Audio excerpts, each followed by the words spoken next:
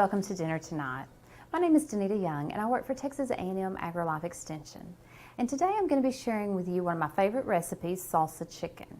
Now this recipe is for about 4 servings. I've gone ahead and I have sauteed and browned my chicken. I used about 3 ounces per serving, which is about what my plate recommends for us to eat. So I've already done that here in my electric skillet. Now we're going to add the rest of the ingredients. We're going to add 1 small red onion that's already been chopped. Now, you don't have to use purple necessarily or red. You can use white or yellow, whichever you prefer. We're going to add 1 small green pepper that I have sliced up. We're just going to mix that in there together and let that start simmering.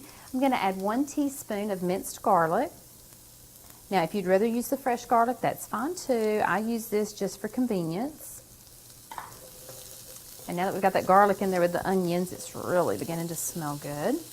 Then we're going to add a half a teaspoon of black pepper, 1 cup of water, and 1 cup of salsa. And the salsa is any brand that you prefer. So now we're going to mix all of this together.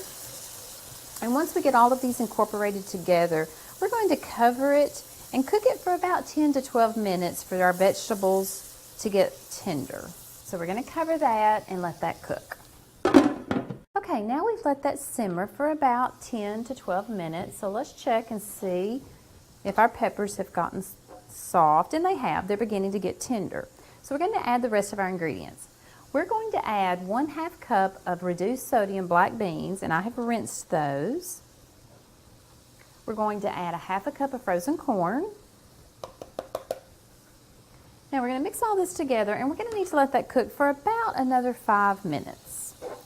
And as you heard me say, I did use the reduced sodium black beans, and the frozen corn doesn't have much sodium at all. So we can really keep that sodium count down on this. Now our green peppers are a great source of vitamins, as well as our chicken is a good source of protein. Now that we've got that cooked and the other vegetables have gotten warm, we're going to plate this. Now we're going to serve this on about 1/2 cup of brown rice. And we just use the ready rice that you can put in the microwave. So that's just a little quicker when you're trying to get that meal on the table. So as you can see, this really does come together. It also is a 1-dish meal for your family. So we're going to go ahead, we want to get a little calcium in there, some dairy, so we're going to sprinkle it with a Mexican blend cheese. And also, while we're talking about that low sodium, we really do like to encourage people to spice things with herbs, because again, we're cutting that sodium. So I'm going to add just a little bit of fresh cilantro to that for a little extra flavor and color.